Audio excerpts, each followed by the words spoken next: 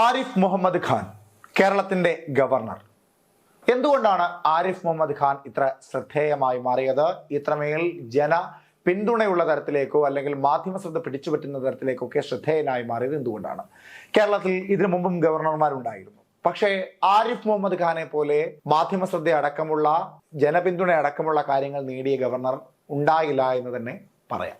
മുഖ്യമന്ത്രിയും ഗവർണറും തമ്മിലുള്ള ഏറ്റുമുട്ടലുകൾ, മുഖ്യമന്ത്രിയും ഗവർണറും തമ്മിലുള്ള ആരോപണങ്ങൾ, അവരുടെ പ്രതിഷേധങ്ങൾ ഒക്കെ മാധ്യമങ്ങളിലൂടെ ഇവിടുത്തെ സാധാരണക്കാരായ ജനങ്ങൾ അവരുടെ ഇടയിൽ വലിയ ചർച്ചാ വിഷയമായ ഒന്ന് തന്നെയാണ്. സർവകലാശാലകൾ കാവ്യവൽക്കരിക്കാൻ ശ്രമിക്കുന്ന ഗവർണർക്കെതിരെ കരിങ്കൊടി പ്രതിഷേധം നടത്തുന്ന ഭരണപക്ഷം, മുഖ്യമന്ത്രി, പ്രതിപക്ഷ പാർട്ടികൾ, ഡിവൈഎഫ്ഐ, SFI, KSU പോലെയുള്ള വിദ്യാർത്ഥി യുവജന പ്രസ്ഥാനങ്ങൾ, അങ്ങനെ രാഷ്ട്രീയപരമായി ഗവർണറെ കരുവാക്കി തീർത്ത ഭരണപക്ഷവും രാഷ്ട്രീയപരമായി ഗവർണറെ ഉപയോഗപ്പെടുത്തിക്കൊണ്ട് കേരളത്തിലേക്ക് അധികാരത്തിൽ വരുവാൻ ശ്രമിക്കുന്ന BJPയും ഗവർണറെ ജനഹൃദയങ്ങളിൽ മാധ്യമങ്ങളുടെ മുമ്പിൽ ശ്രദ്ധേയനാക്കി എന്ന് തന്നെ പറയാം. ജനാധിപത്യത്തിലൂടെ കടന്നു വന്ന കേരള നിയമസഭയിലെ മുഖ്യമന്ത്രിയും മന്ത്രിസഭയും അംഗീകരിച്ച് പുറപ്പെടുവിക്കുന്ന ബില്ല് പാസ്സാക്കാതെ തടഞ്ഞു വെക്കുന്ന ഗവർണർ, അതായിരുന്നു ഗവർണർക്കെതിരെ ആദ്യം ഉയർന്ന ആക്ഷേപം. അത് എന്തിനാണ് എന്നതാണ് പ്രസക്തമായ ചോദ്യം.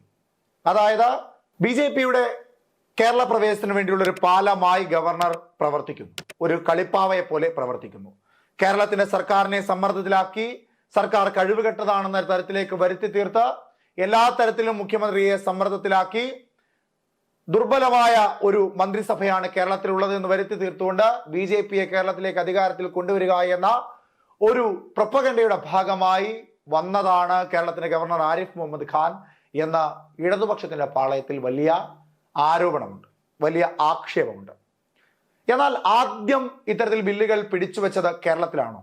അല്ല. ആദ്യ സമയങ്ങളിൽ ഇത്തരത്തിൽ BJP ഇല്ലാത്ത സംസ്ഥാനങ്ങളെ സമ്മർദ്ദത്തിലാക്കി അവിടെ BJPക്ക് അധികാരത്തിൽ വരുവാൻ വേണ്ടി ഗവർണർമാരിലൂടെ തന്ത്രപരമായി നടത്തിയ ഒരു നീക്കത്തിന്റെ ഭാഗമായി നടന്ന ഈ ബില്ല് തടഞ്ഞുവെക്കൽ ആദ്യമുണ്ടായ സംസ്ഥാനങ്ങളിൽ ഏറ്റവും പ്രധാനപ്പെട്ടത് പഞ്ചാബാണ്. നിലവിൽ പഞ്ചാബിലെ ഗവർണർ ബൻവാരിലാൽ പുരോഹിത് രാജിവെച്ചിരിക്കുകയാണ്. പഞ്ചാബ് ഭരിക്കുന്നത് ആം ആദ്മി പാർട്ടിയാണ്, BJP അല്ലാത്ത ആം ആദ്മി പാർട്ടി. അവിടുത്തെ മുഖ്യമന്ത്രി ഭഗ്വന്ത് മാൻ എന്ന മനുഷ്യനാണ്. അദ്ദേഹത്തിന്റെ നേതൃത്വത്തിൽ പോകുന്ന പഞ്ചാബിൽ ജനാധിപത്യപരമായ അധികാരത്തിലെത്തിയ ആം ആദ്മി പാർട്ടിയിലെ മന്ത്രിസഭ മുൻപോട്ട് വെക്കുന്ന ബില്ലുകൾ ഒപ്പുവെച്ച് നൽകാതെ വലിയ സമ്മർദ്ദത്തിലാക്കുകയാണ് അവിടുത്തെ ഗവർണർ ബൻവാരിലാൽ പുരോഹിത്. പക്ഷെ നിലവിൽ അദ്ദേഹം രാജിവെക്കുന്നു. വ്യക്തിപരമായ ചില ആവശ്യങ്ങൾ കൊണ്ടും മറ്റു ചില കാരണങ്ങൾ കൊണ്ടുമാണ് അദ്ദേഹം രാജിവെക്കുന്നത് എന്നാണ് കേന്ദ്ര ആഭ്യന്തര മന്ത്രാലയം കൈകാര്യം ചെയ്യുന്ന അമിത്ഷായെ അറിയിച്ചത്. അത്തരത്തിൽ ഒക്ടോബറിൽ കാലാവധി അവസാനിക്കുവാൻ പോകുന്ന ഗവർണറും രാജിവെക്കുമോ? എന്തുകൊണ്ടാണ് പഞ്ചാബ് ഗവർണർ രാജിവെച്ചത്? അത് വ്യക്തിപരമായ കാരണങ്ങൾ മാത്രമല്ല, മറ്റു ചില കാരണങ്ങൾ എന്ന് പറയുന്നതിൽ വരാൻ പോകുന്ന ലോക്സഭാ തെരഞ്ഞെടുപ്പും ഒരു കാരണമല്ലേ എന്ന് സംശയിക്കുന്നവരുണ്ട്.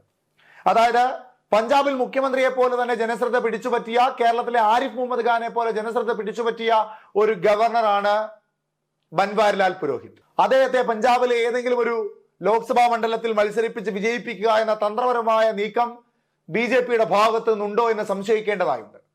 അങ്ങനെയെങ്കിൽ കേരളത്തിലായിരിക്കുമോ ആരിഫ് മുഹമ്മദ് ഖാൻ രാജിവെച്ചതിന് ശേഷം മത്സരിക്കുക? ഏകദേശം BJPയുടെ തന്ത്രങ്ങളെല്ലാം BJP ഇല്ലാത്ത സംസ്ഥാനങ്ങളിൽ ഒരുപോലെയാണ് നടപ്പിലാക്കുന്നത്. അത് ബില്ലുകൾ ഒപ്പുവെക്കാതെ തടഞ്ഞു നിർത്തിയപ്പോൾ തൊട്ട് മനസ്സിലാക്കാൻ സാധിച്ച ഒരു കാര്യവുമാണ്. ഇവിടെ ആരിഫ് മുഹമ്മദ് ഖാൻ തിരുവനന്തപുരത്ത് മത്സരിക്കുവാൻ സാധ്യതയുണ്ടോ? തിരുവനന്തപുരത്തായിരുന്നു അദ്ദേഹത്തിന്റെ ഏറ്റവും പ്രധാനപ്പെട്ട പ്രതിഷേധ മേഖലയായി മാറിയിരുന്ന ഒരിടം. അതുകൊണ്ട് തിരുവനന്തപുരത്ത് അദ്ദേഹം മത്സരിക്കുവാൻ സാധ്യതയുണ്ടോ? ഇല്ല.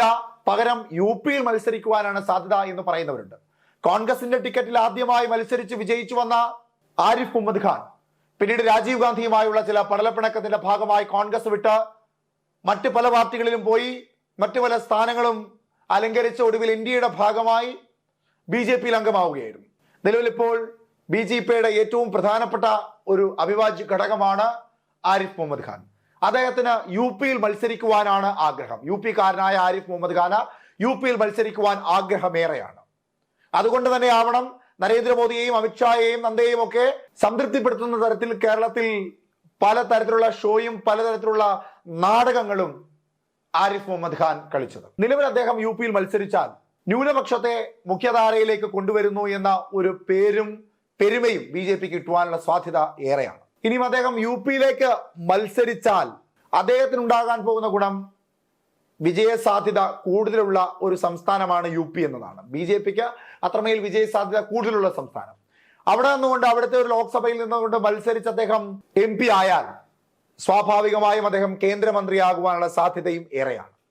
അപ്പോൾ പഞ്ചാബിലെ ഗവർണർ ബൻവാരിലാൽ പുരോഹിതിന്റെ പിന്നാലെയാണോ കേരളത്തിന്റെ ഗവർണർ ആരിഫ് മുഹമ്മദ് ഖാൻ എന്ന് സംശയിക്കേണ്ടിയിരിക്കുന്നു. അവിടെ ബില്ല് തടഞ്ഞു വെച്ച് ഒപ്പിട്ട് നൽകാതെ വലിയ പ്രശ്നങ്ങൾ സൃഷ്ടിച്ചപ്പോൾ ഇവിടുത്തെ ഗവർണർ ആരിഫ് മുഹമ്മദ് ഖാനും ബില്ല് തടഞ്ഞു വെച്ച് ഒപ്പിട്ട് നൽകാതെ വലിയ പ്രശ്നങ്ങൾ നടത്തുന്നു.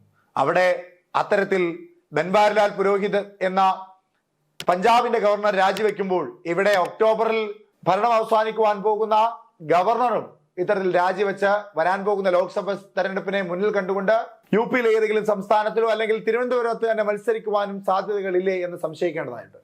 എന്താണ് നിങ്ങൾക്ക് തോന്നുന്നത്? അഭിപ്രായം കമന്റായി രേഖപ്പെടുത്തുക. ആരിഫ് മുഹമ്മദ് ഖാൻ തിരുവനന്തപുരത്ത് മത്സരിക്കുമോ? അല്ല യു പിയിൽ മത്സരിക്കുവാൻ സാധ്യതയുണ്ടോ? രാജിവെക്കാൻ സാധ്യതയുണ്ടോ?